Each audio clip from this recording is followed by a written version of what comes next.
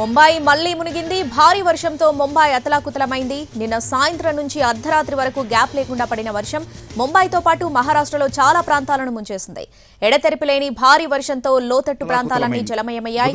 రోడ్లు వరద నీటిలో మునిగిపోయాయి. ట్రాఫిక్ కు తీవ్ర అంతరాయం ఏర్పడింది. ఇవాళ కూడా భారీ నుంచి అతి భారీ వర్షాలు పడతాయని అప్రమత్తంగా ఉండాలంటూ ఐఎండీ అలర్ట్ చేసింది.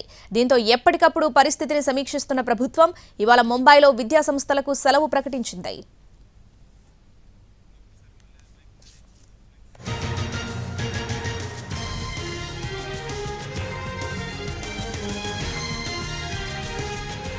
ముంబై మళ్లీ మునిగింది. భారీ వర్షంతో ముంబై అతలాకుతలమైంది. నిన్న సాయంత్రం నుంచి అర్ధరాత్రి వరకు గ్యాప్ లేకుండా పడిన వర్షం ముంబైతో పాటు మహారాష్ట్రలో చాలా ప్రాంతాలను ముంచేసింది. ఎడతెరిపి లేని భారీ వర్షంతో లోతట్టు ప్రాంతాలు జలమయమయ్యాయి. రోడ్లు వరద నీటిలో మునిగిపోయాయి. ట్రాఫిక్ కు తీవ్ర అంతరాయం ఏర్పడింది. ఇవాళ కూడా భారీ నుంచి అతి భారీ వర్షాలు పడతాయని అప్రమత్తంగా ఉండాలంటూ ఐఎండీ అలర్ట్ చేసింది. దీంతో ఎప్పటికప్పుడు పరిస్థితిని సమీక్షిస్తున్న ప్రభుత్వం ఇవాళ ముంబైలో విద్యా సంస్థలకు సెలవు ప్రకటించింది.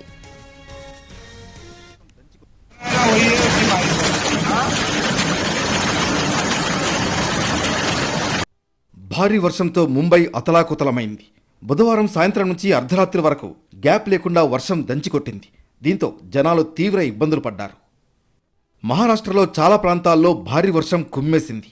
ఎడతెరిపి లేని భారీ వర్షంతో లోతట్టు ప్రాంతాలు జలమయమయ్యాయి. రోడ్లు వరదనీటిలో మునిగిపోయాయి.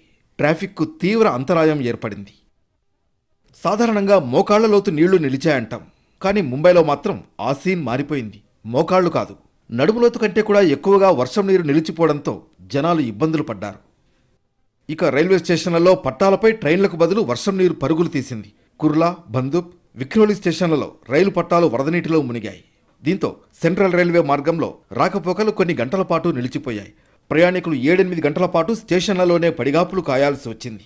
ముంబై సబర్బన్ రైల్ నెట్వర్క్ పైన కుండపోత వర్షం ప్రభావం పడింది. నహూర్, కంజూర్ మార్గ్, విద్యావిహార్ స్టేషన్లలో రైళ్లు ఆగవని స్టేషన్లలో ప్రకటనలు వినిపించాయి.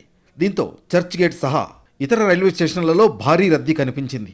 సబర్బన్ రైలు వ్యవస్థ నిలిచిపోవడంతో ప్రయాణికులు తీవ్ర ఇబ్బందులు ఎదుర్కొన్నారు.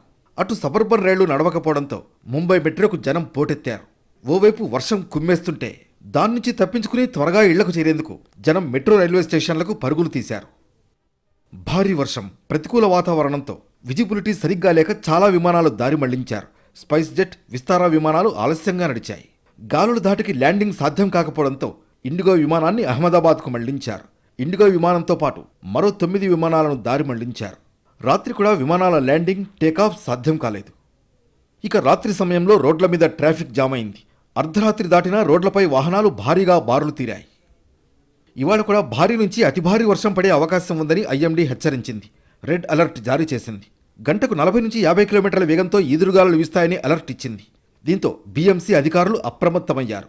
ఉత్తర కొంకణ్ ప్రాంతంలో అల్పపీడనం నుంచి మధ్యస్థాయి వరకు ద్రోణి బలపడడంతో మహారాష్ట్రలోని కొన్ని ప్రాంతాల్లో వర్షాలు, ఉరుములతో కూడిన వర్షాలు కురుస్తాయని ఐఎండీ హెచ్చరించింది. ముంబై, కొంకణ్, మధ్య మహారాష్ట్ర, మరాఠ్వాడాలో రానున్న 2-3 రోజుల్లో భారీ నుంచి అతి భారీ వర్షాలు పడతాయి. వాతావరణ శాఖ చేసిన హెచ్చరికలతో ప్రభుత్వం అలర్ట్ అయింది. ఇవాళ ముంబైలో స్కూళ్లు, కాలేజీలకు సెలవు ప్రకటించింది.